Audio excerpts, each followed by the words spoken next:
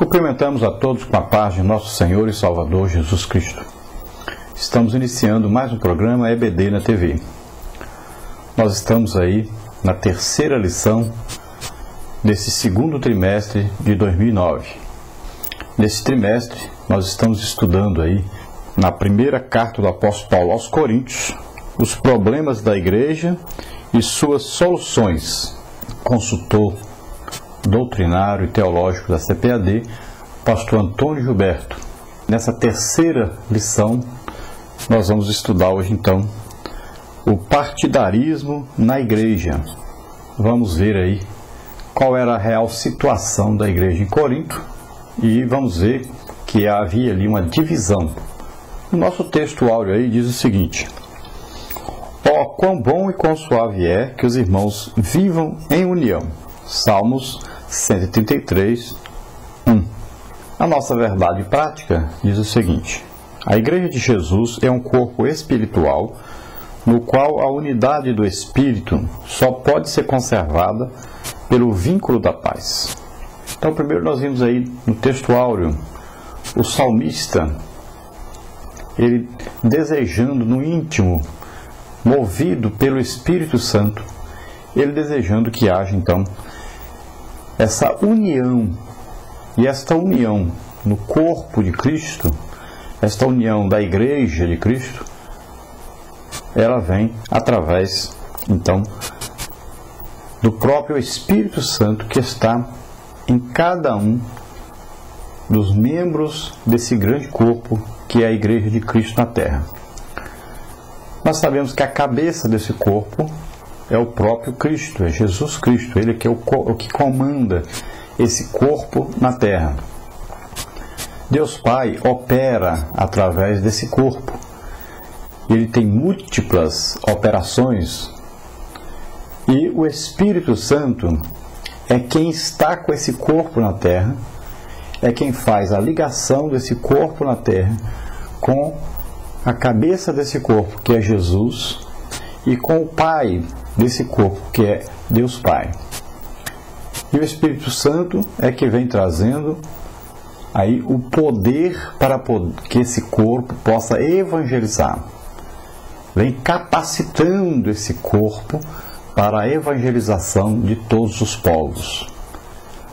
Jesus escolhe os ministérios, ou seja, dá homens a esse corpo para que ele possa governar esse corpo. E o Espírito Santo capacita tanto o ministério como todos os membros desse corpo, que são os crentes em geral, para fazer a obra de Deus. Todos foram chamados para fazer a obra de Deus.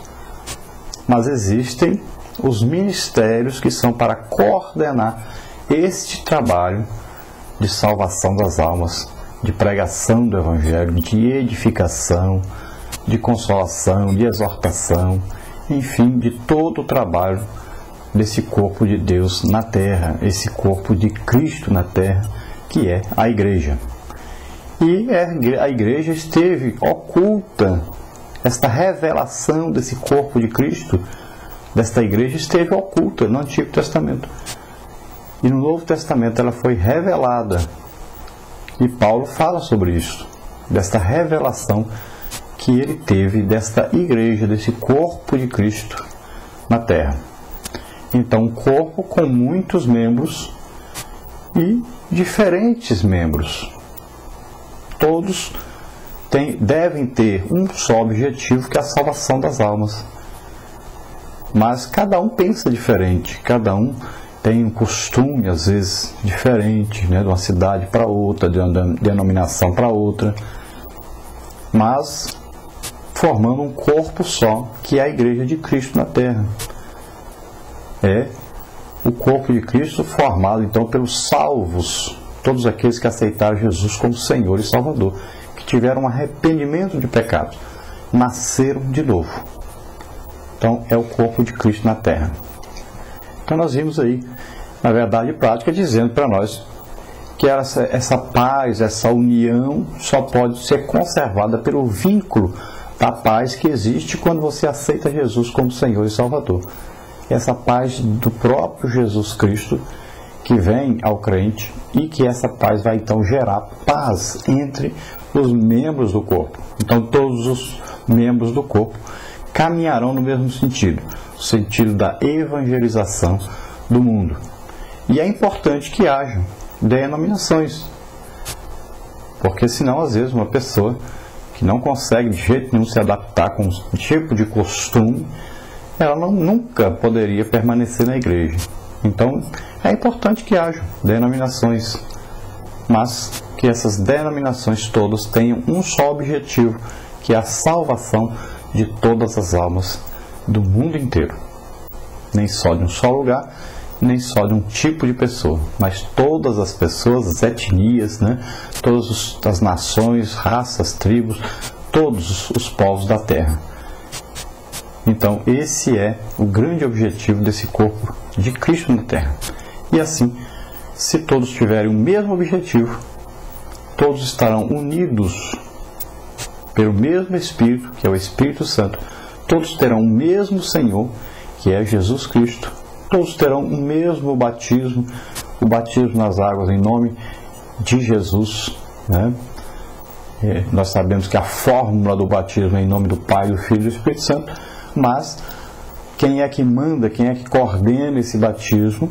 Nós vamos batizar em que autoridade? Em nome de Jesus.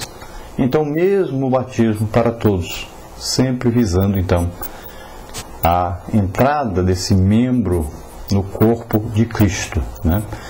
E tendo aí a ceia do Senhor, a comemoração da ceia, e tendo aí o batismo com o Espírito Santo também a todos esses que aceitaram Jesus como Senhor e Salvador. Então, todos esses que têm isso em comum, fizeram aí uma confissão de fé, tiveram um real arrependimento de pecados, começaram uma vida nova com Deus. Então todos esses formam aí esse corpo de Cristo, essa união que deve sempre prevalecer, a união do Espírito Santo, que está na igreja, que se movimenta através da igreja, que opera maravilhas através da igreja, que faz uma grande obra para Deus na terra, salvando as almas. E para isso ele faz milagres, maravilhas, ele distribui dons do Espírito Santo. Então faz aí com que a igreja seja cheia do poder de Deus e que a igreja seja forte para combater as hostes malignas e seja sempre vencedora, tendo como sempre, lembrando, cabeça desse corpo, o próprio Jesus Cristo. Glória a Deus. A nossa leitura bíblica em classe, ela está registrada na primeira carta do apóstolo Paulo aos Coríntios, capítulo 1, do versículo 10 ao 13, e o capítulo 3, do versículo 1 ao versículo 6. Vamos ler então. Rogo-vos, porém, irmãos, pelo nome de nosso Senhor Jesus Cristo, que digais todos a mesma coisa, e que não haja entre vós dissensões. Antes sejais unidos em um mesmo sentido e em um mesmo parecer. Porque a respeito de vós, irmãos meus, me foi comunicado pelos da família de Cloé que há contendas entre vós. Quero dizer com isso que cada um de vós diz: eu sou de Paulo, e eu de Apolo, e eu de Cefas, e eu de Cristo. Está Cristo dividido? Foi Paulo crucificado por vós? Ou fostes vós batizados em nome de Paulo? Agora no capítulo 3. E eu, irmãos, não vos pude falar como espirituais, mas como a carnais, como a meninos em Cristo. Com leite vos criei, e não com manjar, porque ainda não podíeis, nem tampouco agora ainda podeis. Porque ainda sois carnais, pois, havendo entre vós inveja, contendas e dissensões, não sois porventura carnais e não andais segundo os homens? Porque dizendo um, eu sou de Paulo, e outro, eu de Apolo, porventura não sois carnais? Pois quem é Paulo, quem é Apolo, senão ministros pelos quais crestes, e conforme o que o Senhor deu a cada um?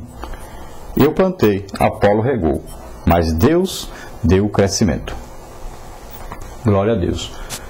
Então nós vimos aí a situação em Corinto, na cidade de Corinto, onde a igreja de Cristo estava ali, uma igreja fundada pelo apóstolo Paulo, que foi até ali, pregou o evangelho, e depois ele se retirou. Então, através da família de Cloé, Paulo ficou sabendo de certas coisas que estavam ocorrendo na igreja em Corinto. E ele escreve então para eles para corrigir esses problemas. E aqui nesta carta, de primeira carta do apóstolo Paulo aos Coríntios, no capítulo 2 e do versículo 10 ao 13, e também no capítulo 3, do versículo 1 ao versículo 6, Paulo está escrevendo para eles, tentando corrigir então esse problema de divisão.